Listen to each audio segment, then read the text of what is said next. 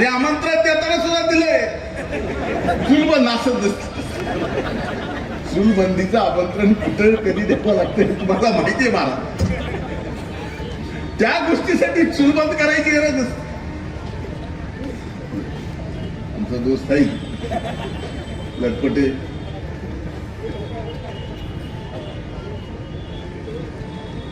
अरे दादागिरी बिदागिरी काही नाही.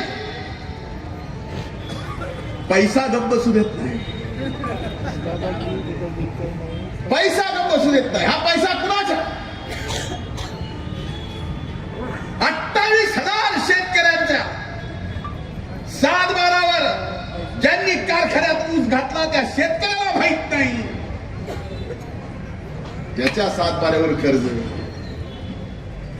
रिटायर हायकोर्ट जज त्यांच्या 7/12वर कर्ज, त्यांच्या भावाच्या 7/12वर कर्ज, त्यांच्या भाऊजाईच्या 7/12वर कर्ज. 28,000 रक्कम 1600 कोटी. साधं कामच नाही. 1600 कोटी बाबू. मग पैसा गप्प बसू देईल का? पण ह्या पैशावाल्याची जर जिरवायची असेल तर आज ही नगर परिषदेची निवडणुकीची वेळ आहे. 2 तारखेला त्याची नीटनीटकी आपल्याला जिरवता येते आणि ते फक्त तुम्ही सगळे जिरवू शकता. महाराज म्हणले उद्या पीटीवर कोणाच्या पीटीआर वर सुद्धा बोजा. दुकानाची पावती जरी फाटली भरोसा नाही भावानो, कुठल्या बँकेचा बोजा त्या ह्या पावतीवर पडेल. आणि हे सगळं होतं. मला आज एक सांगायचं, मी अनेक बघितलं. मी अनेक वर्ष राजकारणात आहे.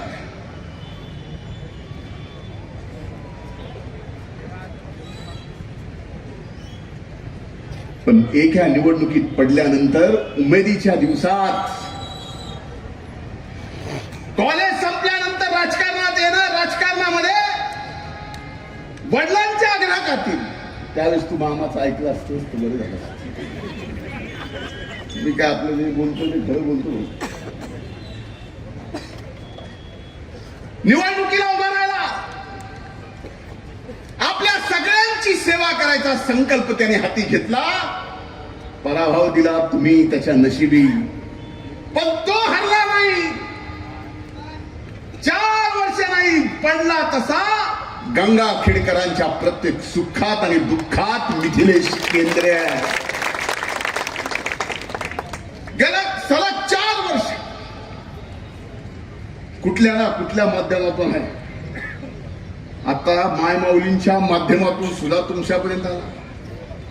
बाकीचे कसे बी काही करतील, पण मायमाऊल्यांनो या लेकराने तुमच्यावर विश्वास टाकून तुमच्या चौकटीवर डोकं ठेवलं. इथं आलेला वडीलधाऱ्यांनो, तुमच्या चौकटीवर तो आला. तुमच्या चौकटीवर त्यांनी डोकं ठेवलं. एखादा उमेदीना आणि बिचार बघा निवडणुकीला आलं. निवडणुकीत तुमच्या नादाला लागलं म्हणजे जनतेच्या. आणखी लग्न केलं ना हो. आता एकुलता एक नामा म्हणून तिथं काळजी असेल का?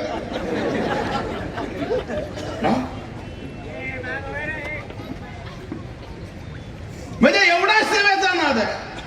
ऐकच म्हणून माझी आपल्याला हात जोडून कळकळीची विनंती आहे. फक्त महाराष्ट्र सरकारच्या पैसे आणून या गंगाखेडचा विकास होऊ शकत नाही. तर आपल्याला केंद्रातून सुद्धा या गोदाकाठच्या गंगाखेडचा अभूतपूर्व विकास करण्यासाठी केंद्रातून सुद्धा पैसे आणावे लागतील. आणि ती ताकद नक्कीच आमच्यात आहे, हा विश्वास द्यायला मिळाला. सर्व समाजाचा विकास या ठिकाणी करण्याचा प्रयत्न या ठिकाणी केला. नाही तर नगर परिषदेमध्ये आपण बघता माग काय झालं, मला याच्याबद्दल बोलायचं नाही. डॉक्टर भाऊजींनी सांगितलं की नगर परिषद चालवताना पारदर्शकता असेल. या गंगाखेडच्या कुठल्याही सामान्य शहरात राहणाऱ्या नागरिकाला 1 रुपयाचा सुद्धा त्रास होणार नाही याची काळजी सुद्धा आम्ही या ठिकाणी नक्कीच घेऊ. आणि कुणाच्या दादागिरीला ह्याला नका. नाही तर काय गेली 250 दिवस मी आपला 250-300 दिवस मी आपला गप्प होतो. मैंने समझा इस दौर में चुप रहना ही सही है. कुछ ना करते हुए भी इतनी गालियां खाई आपसे.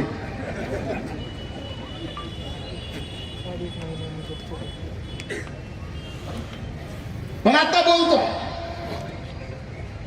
आणि आपण एकदा बोलायला लागलो. भलेही सरकार पक्षाचे 2-3 पॅनल असतील, वजन थोड़ा तो मेरा ज्यादा होगा.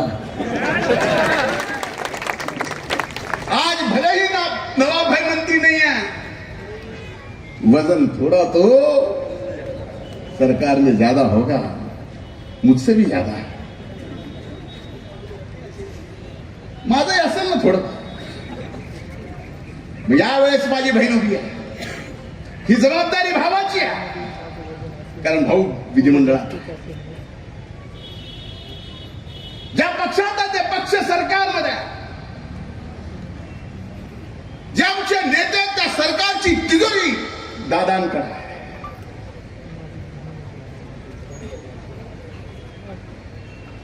बाकी तुम्ही कुठलीही काळजी या ठिकाणी करू नका.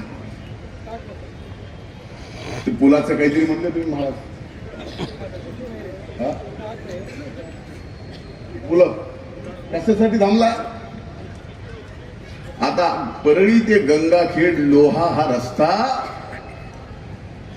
कोविडच्या काळात आपण रस्ता मंत्री असताना महाविकास आघाडीचे नवाब मी स्वतः नितीन गडकरी साहेबांकडनं मंजूर करून आणलेला आहे.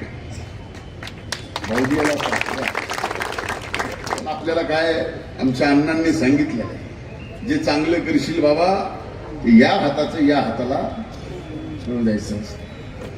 आपल्या वडीलधाऱ्यांनी सांगितलं ते पाळतो. पण आज मी सांगायलो का हे का काम थांबले? बरं इथंच थांबलंय ते थांबलंय. माझ्या मतदारसंघात तिथं मी थांबविले. किसने रुकाया है वो काम? कुणी? आमदाराच्या आमदाराने. इतकी वाईट वेळ कशासाठी? अरे एवढ्या शेतकऱ्यांचे कोट्यावधी कर्जाचे पैसे तुम्ही बुडवले, ते पैसे तुमच्याकडे आहेत, तरी सुद्धा छाटूक माटूक गोष्टीसाठी तुम्ही या ठिकाणी विकासाची कामं थांबवता. म्हणून अशांना आत्ताच थांबवा, नाही तर राजकारण एवढ्या वेगळ्या मार्गावर जाईल की चांगले माणसं राजकारण करायची इच्छा सुद्धा ठेवणार नाही. माझ्या हात जोडून आपल्याला विनंती आहे. मागच्या वेळेसही प्रचाराला आलो होतो,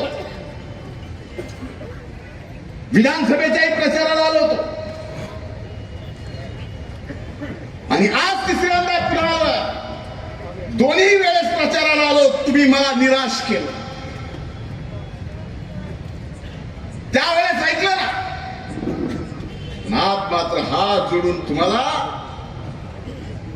कळकळीची विनंती करतोय की नगराध्यक्ष पदासाठी उर्मिलाताई मधुसूदन केंद्रे आणि या सर्व आघाडीचे उमेदवार जे घड्याळवर उभे आहेत त्याच्या समोरचं बटन दाबून, जे मशालवर उभे आहेत त्याच्या समोरचं बटन दाबून अभूतपूर्व आणि ऐतिहासिक विजय मी तिने सही बरं पुन्हा तो बिचारा लग्न नाही करायचा. अभूतपूर्व विजय करा. मी परळीचा विजय साजरा करायला थांबणार नाही. मी इथं येऊन विजय साजरा तुमचा हा विश्वास तुम्हाला देतो. आणि गंगाखेडच्या अभूतपूर्व ऐतिहासिक विकासाची जिम्मेदारी स्वतःच्या खांद्यावर घेतो आणि इथंच थांबतो. खूप खूप धन्यवाद. जय हिंद, जय महाराष्ट्र.